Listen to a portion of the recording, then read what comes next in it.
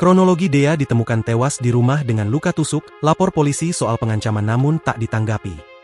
Seorang wanita muda bernama Dea Permata Karisma 27 tahun, ditemukan tewas mengenaskan di kediamannya di Desa Jatimeka, Kecamatan Jatiluhur, Kabupaten Purwakarta, Jawa Barat. Dia ditemukan tewas bersimbah darah dengan sejumlah luka tusuk pada Selasa, 12 Agustus 2025, siang. Berdasarkan kesaksian keluarga, korban ternyata sudah berulang kali menerima ancaman hingga sempat melapor ke pihak kepolisian namun tidak mendapatkan tindak lanjut. Sukarno, 65 tahun, ayah korban menceritakan bentuk pengancaman yang sempat diterima anaknya oleh seseorang yang tak dikenal.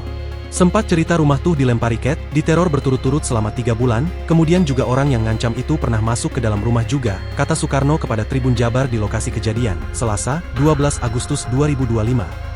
Selain ancaman tersebut, Sukarno mengatakan anaknya juga diancam pembunuhan melalui pesan singkat WhatsApp.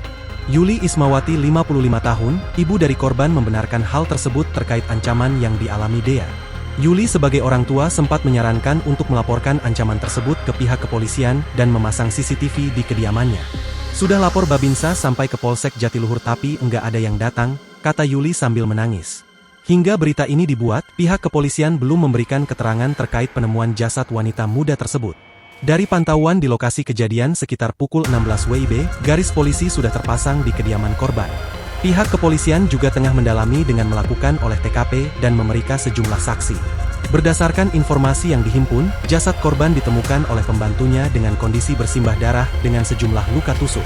Kini, keluarga korban hanya bisa berharap polisi dapat segera mengungkap pelaku dan memberikan keadilan atas kematian tragis Dea.